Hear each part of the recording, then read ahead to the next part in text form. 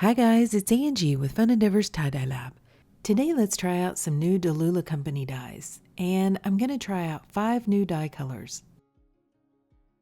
I'm going to do inclined ice dyes on all of these shirts because I think they show off the color splits really well on these colors. I'm going to start by taking a shirt turned inside out, and for each of these shirts, I'm going to start the twist on the side of the shirt. So I'm going to find a place on the side of the shirt where I'd like to begin the twist, grab that part of the shirt, and then just lift it up off the table and let it fall naturally. I'm also going to tie a piece of kite string around that area before I begin twisting the shirt. This is going to come in handy when I place the shirt in a piece of vinyl guttering, because then I will attach this kite string to the end of the guttering so that the shirt doesn't slide out of the piece of guttering. Once I've tied the piece of kite string on the shirt, I'm going to just begin to twist the shirt. I buy 10 feet long sections of guttering, and then I cut them to size. The piece of guttering that you're seeing right now is 2.5 feet long, and it's just barely fitting this shirt. So I'm going to pull out one of my longer 5 feet sections of vinyl guttering, and that's what I'm going to use for this shirt. I'm placing the shirt down inside of the vinyl guttering, and then I'm going to adjust the twist a little bit, kind of twist it a little tighter. Then I'm going to attach the piece of kite string with a little metal clip to the end of the piece of vinyl guttering. Like I mentioned earlier, that's going to help keep the shirt from sliding out of the guttering. Then I'm also going to place a softball-sized wiffle ball down at the very end of the piece of vinyl guttering, just in case for some reason the piece of kite string comes unattached. The wiffle ball will help keep the shirt from sliding all the way out of the guttering. So normally what I do with these inclined ice dyes is I go ahead and put the ice on the shirt while it's still laying flat on the table, and then I incline it to apply the dye. This time I'm going to try going ahead and applying the dye as well as the ice while the shirt is still flat on the table. So I'm going to start by adding a pretty good layer of ice to the top of this shirt. And because it is laying flat, I'm going to kind of press that ice down into the shirt as I'm applying it. That way I can get a little bit more ice on top. Like I mentioned, I'm going to use this same technique for all 5 of the colors and all 5 of the shirts.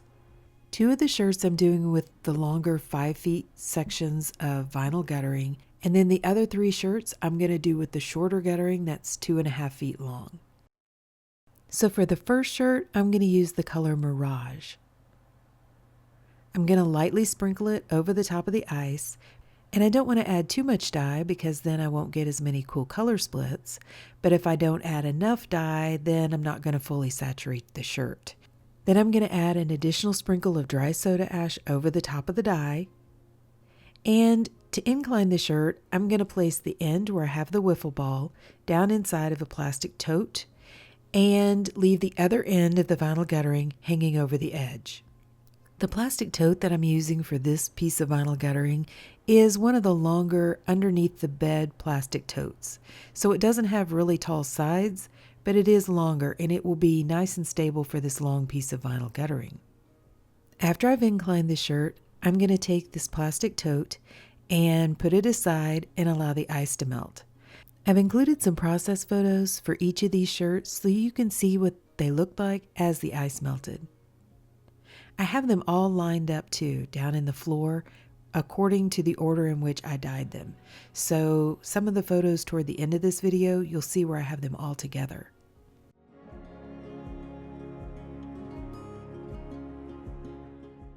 Okay, so the next color is Lollipop, and I've really sped up the twisting portion of this video, and I'm going to for the other shirts. If for some reason you want to slow it down to see that, there's a settings icon on YouTube that you can click and choose your playback speed.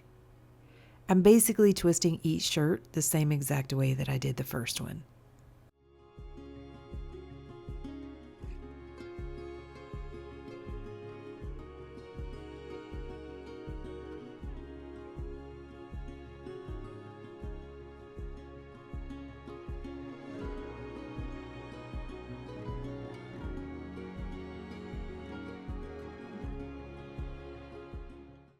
Okay, so here's the lollipop, and I'm going to sprinkle it over the top of the ice the way I did the other color. As you'll notice in the process photos, it's always interesting because, when I'm sprinkling this color over the top of the ice, it's kind of I would say like a dark burgundy type color. But then as the ice melts, you start to see the color kind of change on top of the ice. And I think that's interesting because some of them change into colors that I wasn't expecting. Now this one, not so much. It just kind of gets a little bit lighter as the ice melts. But you'll notice if you look at the process photos, some of the colors that I put on the shirt look very different throughout the processing period. You're also going to notice in some of the process photos that I went back and added a little bit of ice to a few of these shirts, which is something I normally don't do with this particular design. And the reason for that is after the first layer of ice melted on these shirts, I had a few darker blobs on the shirts. And I took my soda ash solution that I have inside of a spray bottle and I really saturated those areas because I didn't want those to be just dark color spots. Then after saturating them in some soda ash solution, I placed a little bit of ice on those areas and allowed that ice to melt to see if it would kind of diffuse that color and maybe do away with those dark spots on the shirt. Okay, so the next color I'm going to do is Lily Pad. For this shirt, I'm going to use one of the shorter pieces of vinyl guttering. I also have used several different sizes of shirts. I found that whenever I'm doing a bunch of shirts like this, that's one of the easiest ways to keep track of which shirt is which. Because sometimes if I'm doing a lot of shirts and they're close in color, then it can get confusing as to which color was which if you use all the same size shirts. So I've used 2 size extra larges. Those were the first 2 shirts that I did. This shirt and the one after it are going to be size large, and then the last shirt is going to be a size medium. And this is one of those colors that changed as the ice melted. If you'll notice, when it went on, it was like a darker green color. And then as the ice started melting, one of the photos that I took, the ice looks very reddish brown.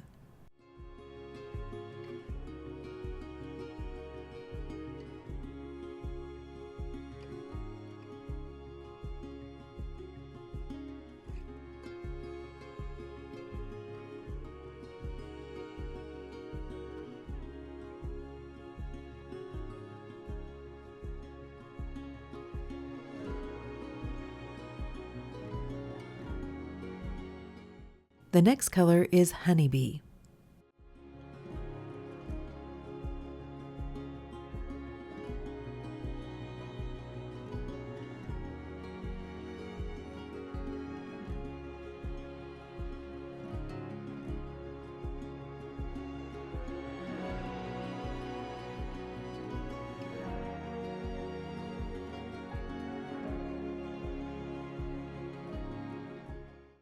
This is another color that when I place the dye over the top of the ice, it's one color, and then as the ice starts to melt, it kind of turns a different color. That's one of the things when I very first started tie-dyeing in general, is the color of the dye powder is not always the color that the dye is going to end up, whether you ice dye with it or whether you mix it as a liquid. So you definitely can't judge a color by the color of the dye powder. This was one of the colors where I had the most blotches. And so you can see those really dark spots on this photo. I really heavily saturated those spots with the soda ash solution and then placed quite a bit of ice on the shirt. And in this photo, you can see where the spots have dissolved. Okay, so the last color is Highlights. While I'm making this shirt, let me tell you a little bit about Dalula Company. Dalula Company is a fairly new dye company that's come on the scene this year, and the owner of that company is named Amanda. She's located out in California, and she mixes her own dyes specifically for ice dyeing. So they have lots of color splits. They're really pretty colors, but she's a small business, so she does pretty much all the work by herself. If you're ordering her dyes, you need to be aware, between the time you place your order and when your order ships, it can be about 3 weeks. But as far as I'm concerned, it's worth the wait because these are really unique dye colors. They're really cool, have lots of cool color splits, and I like to support small businesses myself. I'm a small business, and so I like to help my fellow small business owners. Okay, so after all the ice melted on these shirts, I did go ahead, and add a little bit more ice to some of the shirts. So I allowed all the shirts to process for about 48 hours after that second layer of ice melted. The last shirt is the only one that I did in a taller container, one that has taller sides, so it has a little bit more of an incline. On the photos where all the shirts are together, they're in order with Mirage being on the right side and highlights being on the left side of the photo.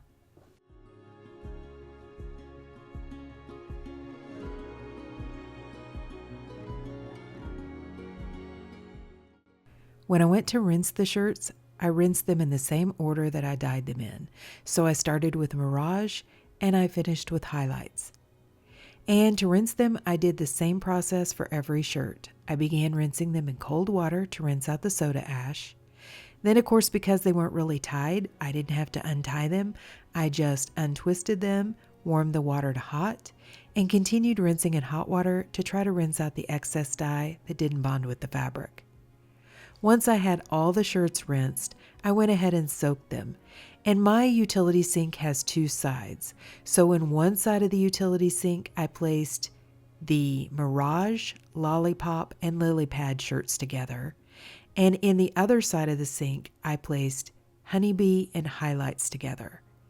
I added really hot water to the sink, added a little bit of Blue Dawn dish soap to the water, placed the shirts inside, and allowed them to soak. Once the water cooled off, I changed it out, and I continued that soaking process for all the shirts until my water was remaining almost clear. Then I placed the shirts, along with some Dharma's professional textile detergent, into my washing machine, and I washed them on a hot water cycle.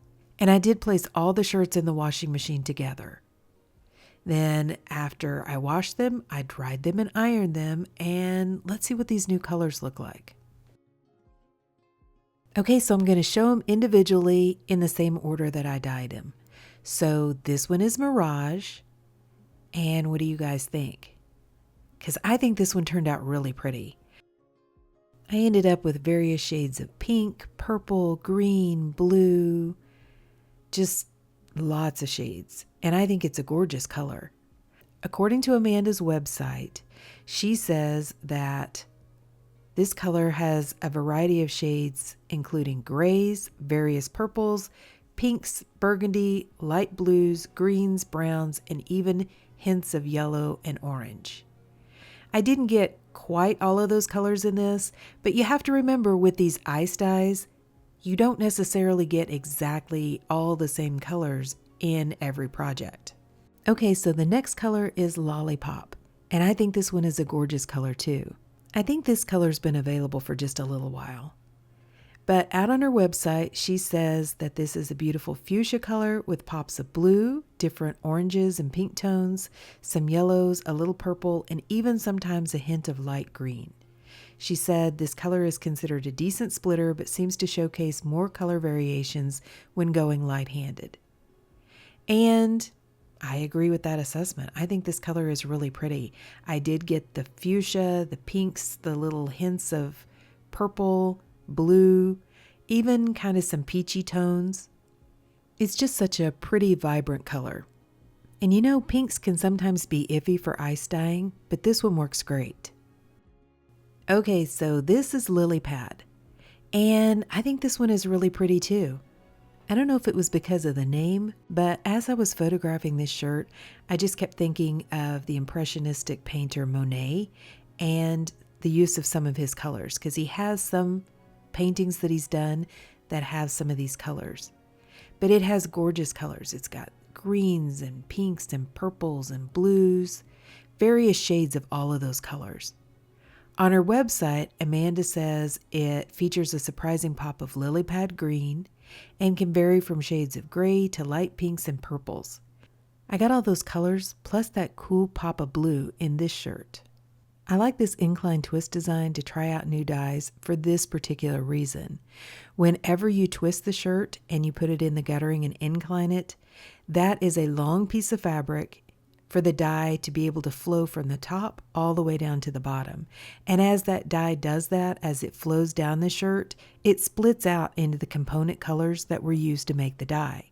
So I really think these incline twists show off the diversity of the dye and all the cool dye colors. Okay, so this shirt is Honeybee, and I think this color is really cool too.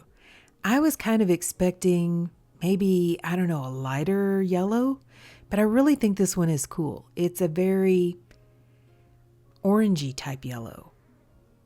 And then it's got all of those color splits of kind of a grayish blue color, which is very unexpected. I wasn't expecting that one at all. According to her website, she says this color can range from warm oranges and yellows to a gentle blue-gray, complemented by subtle hints of sugar brown and light greens. I think that's a perfect description for this color. It's very bright and really pretty. And this was the shirt that I had the most issues with the larger chunks of dye remaining on the shirt, like the darker spots. And after spraying it with soda ash solution and then adding some more ice, I don't have any big, blobs of color.